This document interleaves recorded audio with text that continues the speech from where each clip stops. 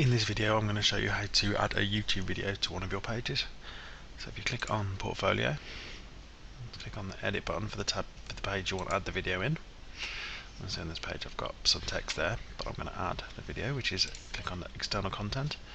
If you hover over this, it says External Media, and if you want to embed external content, so you just pull that down. If the icons relating to the places you can embed content from, but in this case we're using YouTube.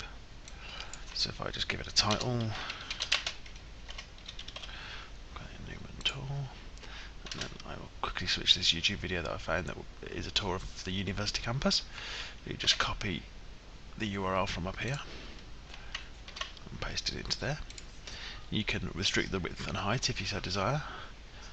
If you click on Save, you'll see that the video is now there and can be played.